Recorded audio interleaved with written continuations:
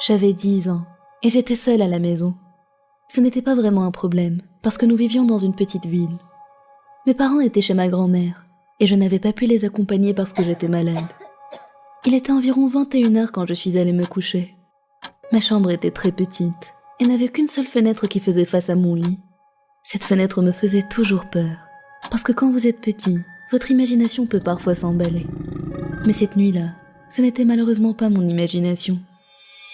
Comme je vous le disais, j'étais sur le point de m'endormir quand j'ai entendu un hurlement très fort venant de l'extérieur.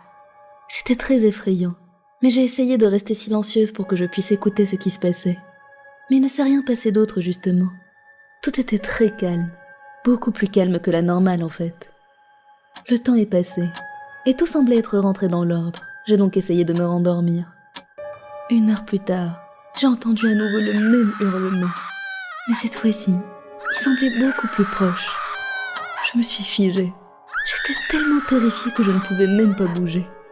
30 minutes plus tard, de nouveau le même cri. À ce stade, j'étais sur le point de pleurer. Je ne sais pas pourquoi, mais ce hurlement n'était pas juste un hurlement. Il était suraigu et tellement glauque.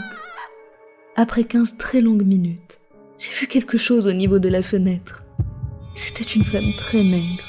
Elle semblait tellement heureuse pour je ne sais quelle raison. Elle souriait, et son sourire était tellement large et flippant. Quand je l'ai vue, j'ai commencé à pleurer, et elle s'est remise à crier. J'étais absolument horrifiée. Elle me regardait, en souriant et en hurlant, pendant toute la nuit. Le lendemain matin, mes parents sont rentrés, et je leur ai tout raconté. Ils ont aussitôt appelé la police. Un des agents a découvert que ma fenêtre était fissurée. On n'aurait pas dit que c'était le résultat d'un coup physique direct, mais plutôt celui des cris suraigus.